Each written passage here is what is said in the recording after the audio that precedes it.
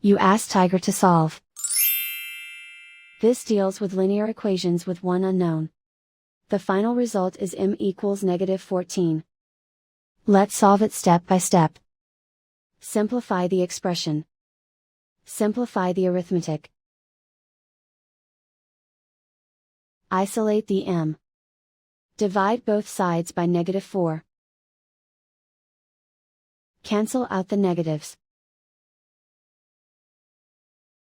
Simplify the fraction. Move the negative sign from the denominator to the numerator.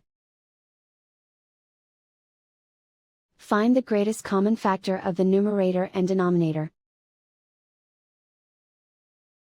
Factor out and cancel the greatest common factor. And so the final result is m equals -14.